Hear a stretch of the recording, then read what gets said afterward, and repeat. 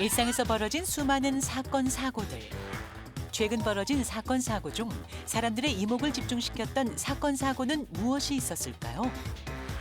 다양하게 벌어진 사건, 사고들을 바탕으로 그 속에 숨은 우리가 꼭 알아야 할 법률은 무엇이 있을지 자세히 알아봅니다.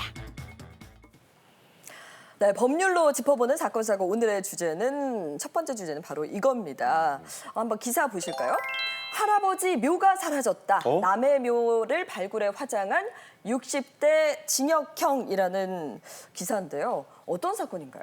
네, 얼마 전에 저희가 추석이었잖아요. 그래서 명절과 관련해서 일어난 사고인데요. 지난달 16일 날 있었던 사건입니다. 그런데 남의 집 조상의 묘를 파헤치고 거기다가 화장까지 한 사건이었습니다. 그래서 이런 60대에게 징역 8개월, 집행유예 2년이 선고가 됐습니다. 알고 보니까 이 60대 노인은 이제 세종시 조치원에서 밭을 경작하기 위해서 분묘를 발굴하고 사체를 화장을 했다는데요. 이게 이제 본인의 조상묘가 아니라 다른 사람의 조상묘였던 거죠. 어머나. 그래서 추석에 성묘하러 갔는데 갑자기 고조분 묘가 사라진 거예요. 얼마나 놀라셨겠어요? 그래서 신고를 해서 밝혀진 것이죠. 네. 아니, 이런 일을 당하면 얼마나 놀라고 그러니까요. 당황스럽고 화가 나요. 분명히 네. 갔는데 안 계셔요. 네. 근데 제가 봤을 때 이게 설마 일부러 그랬을 리는 없을 것 같고 착각한 거 아니에요? 네, 사실 이제 우리 관습에 조상에 대해서도 계속 성묘를 하면서 그걸 잘 지켜야 또 후대들에게도 복이 온다. 뭐 맞아요. 이런 것도 있지 않습니까? 네. 그러다 네. 보니까 아마 굉장히 놀라셨고 그래서 신고를 하게 된 것 같은데요. 알고 보니까 이제 본인이 자기 이제 조상의 묘를 제대로 위치를 안 알고 아마 이쯤에 있는 게 맞겠다 생각을 하고 범죄를 저질렀다고 하는 겁니다. 그래서 B 씨는 이제 분묘 아무래도 이게 너무 놀라서 했는데 신고를 했는데 이게 분묘 발굴죄에 해당이 됩니다. 분묘 발굴죄는요. 일단은 권한이 없는 사람이 이걸 발굴하는 경우 그리고 권한이 있더라도 적법한 관습에 의한 절차를 지키지 않은 경우에 처벌이 되는 범죄입니다. 그래서 주의하셔야 될 것 같습니다. 네. 그러니까 이 사건도 사실 고의성은 없는 거잖아요. 근데 남의 묘에 손을 댄 것만 해도 이게 중범죄가 되는 거죠. 이제 범죄에 있어서 고의라는 건 뭐냐면 분묘 발굴이잖아요. 그러니까 내가 이걸 분묘라고 생각을 하고 발굴을 했다면 고의가 있는 겁니다. 그러니까 이게 우리 조상의 묘인지 아닌지를 아는 것이 여부가 고의성이 아니라서 이 범죄에 처벌이 되는 거고요. 그래서 예를 들어서 이제 뭐 이렇게 너무 파헤쳐고 이렇게 뭐 훼손이 되다 보니까 이게 분묘인지도 몰랐는데 알고 팠는데 그것이 분묘였다. 이건 이제 고의성이 없는 거죠. 근데 이제 이 경우에는 우리 조상의 묘인지 아닌지는 몰랐지만 어쨌든 분묘인지는 알고 발굴했기 때문에 고의가 있다고 보고 처벌이 되는 것인데요. 이게 이제 이 사람의 경우에는 어쨌든 이걸 발굴할 때 조상의 묘인지 아닌지 정확히 좀 알았어야 되고 그리고 이 부분과 관해서 발굴했을 때 적법한 절차를 거쳐야 되는데 그걸 거치지 않아서 처벌이 된 것입니다. 아니 근데 뭐 형사처벌 내려지면 뭐예요? 피해자 입장에서는 이미 조상님 묘가 뭐 다 파헤쳐지고 막 화장까지 다 치러진 아유. 이후인데 꿈에서라도 우리 조상님 얼굴 어떻게 뵀나요? 예? 근데 이거는 진짜 뭐 자손 입장에서는 이게 조상님의 얼굴을 볼 수 없거든요. 맞아요. 이게 무슨 물질적으로라도 뭐 손해배상이 좀 돼야 될 것 같거든요. 그러니까. 네. 두 분 말씀이 진짜 맞는 게요. 이 마음의 상처를 억만금을 준다고 하더라도 어떻게 치료를 받을 수가 있겠어요. 그렇지만 어쨌든 지금 현실적으로라는 돈으로 좀 배상이라도 좀 받아야지 그나마 좀 억울함이 덜한 그런 상황이라는 생각이 들거든요. 손해배상 청구는 당연히 하실 수 있습니다. 이렇게 형사상 처벌을 받는다는 것 자체만으로도 이미 위법행위라는 것을 확인을 받는 거예요. 민사상으로도요. 이렇게 고의나 과실로 인한 위법행위로 다른 사람한테 손해를 끼치고 이게 인과관계가 인정이 된다라고 하면 내 손해를 배상해 주세요라고 법원에 손해배상 청구를 하실 수가 있어요.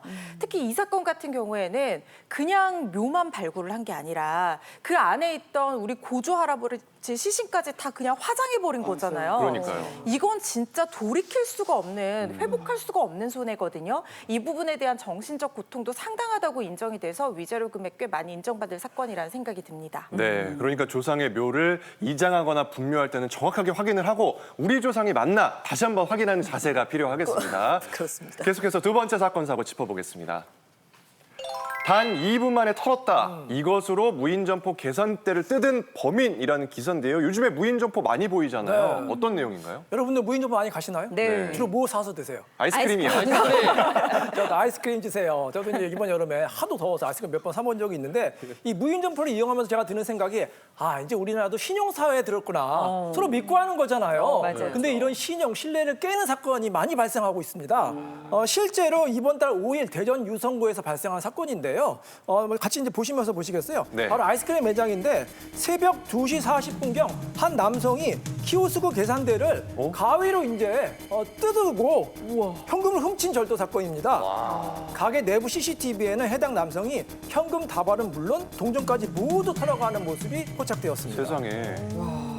네, 최근 이렇게 무인 점포가 많아지면서 절도 사건이 높아졌다고 하더라고요. 많아졌다고 하는데 네. 아무래도 저는 이제 아이들 대상으로 하는 네. 그런 무인 점포들도 많잖아요. 그러니까 네. 아이들이 뭐 장난 삼아서 그러는 게 아닌가 싶기도 하고 아니면 보는 사람이 없으니까 아무래도 그 범죄율이 증가하는 게 아닐까 싶은데요.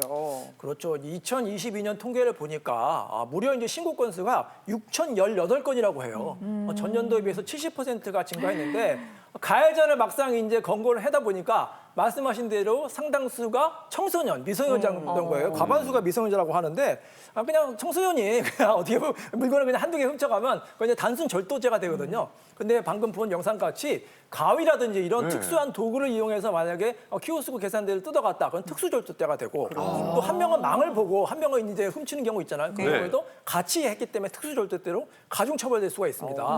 근데 이런 소년들은 사실 형사처벌이 어렵거든요. 소년법에 따라서 소년법원에 송치가 되거나 그러면 업주 입장에서는 이제 피해를 배상을 받으셔야 되잖아요. 근데 그런 소년들이 청소년들이 사실 배상 능력이 없잖아요. 그럼 부모에게 이제 대신 책임을 물을 수가 있어요. 그러니까 이 방송을 보시는 청소년 여러분, 부모에게 불효하시는 일입니다. 절대로 이런 행동해서는 안 되겠습니다. 갑자기 제가 어릴 때 제가 망 보고 우리 형님이 수박 붙였던 기억이 이거 큰 범죄 사과하십시오. 뱉어내세요. 사과드리겠습니다. 풍소시효 지났죠? 예. 아니 근데 요즘에 근데 보면 범인 잡으려고 CCTV에 있는 얼굴을 캡처해가지고 맞아요. 막 문 앞에 붙여놓고 이렇게 하던데 네. 근데 이게 엄밀히 따지면 이게 그 사람도 인격이 있고 초상권이 있는데 명예훼손이 아닌가. 도둑인데 아니 그래 도둑이라도 그 사람의 또 명예가 있으니까. 도둑의 명예. 예. 그 도둑의 명예는 안 지켜줘도 되지 않을까 싶어요. 자기도 뭐 얼굴 붙인 거에 대해서 별말 할 수 없을 거예요. 근데 문제는 정말 내가 돈 내고 정직하게 샀는데 물건 훔치는 거 아니야 이렇게 오해가지고 그 사람 얼굴이 이렇게 붙이는 경우가 있다고 하더라고요. 요즘 그게 문제라면서요. 맞습니다. 최근에 이런 일이 빈번하게 일어나고 있다고 하는데요. 함께 보시죠. 자, 정상 결제했는데 무인점포 절도 누명 쓰고 얼굴이 공개된 부부 이런 기사가 억울하다. 있었고요. 3,400원 샌드위치 도둑인 줄 알고 여중생 얼굴을 공개한 무인점포 업주 검찰에 송치되었다라는 기사입니다. 이게 범인을 잡으려다가 오히려 범인이 되는 상황이 발생한 거네요. 그러게요. 지금 이제 두 분이서 얘기하셨는데 굉장히 중요한 포인트예요. 이거 범인이니까 공개해도 되는 거 아니냐. 예. 범인에게도 과연 명예가 있느냐. 이런 부분인데요. 실제로 이제 한 학생이 샌드위치를 결제를 했는데 주인이 결제가 안 된 줄 알고 이 학생의 얼굴을 CCTV 영상을 캡처를 해서 공개를 했어요. 근데 알고 보니까 키오스크 오류로 결제를 한 겁니다. 이 학생은. 근데 이 학생은 거기에 대해서 본인이 이제 얼굴이 공개됐으니까 상처를 받고 공부도 제대로 못하고 피해를 입었다고 합니다. 그래서 이게 이제 명예라는 것이 누구의 명예인지 아닌지 상관없이 일단 다른 사람의 모든 명예는 보호가 됩니다. 그래서 범죄자를 하더라도 내가 이것을 적법한 절차의 신고를 통해서 확인하지 않고 본인이 이렇게 공개하는 경우에는 명예훼손에 해당할 수가 있고요. 실제로 정신적인 부분이 발생한 경우에 손해배상까지 해야 된다는 거 유의를 하셔야 될 것 같습니다. 네.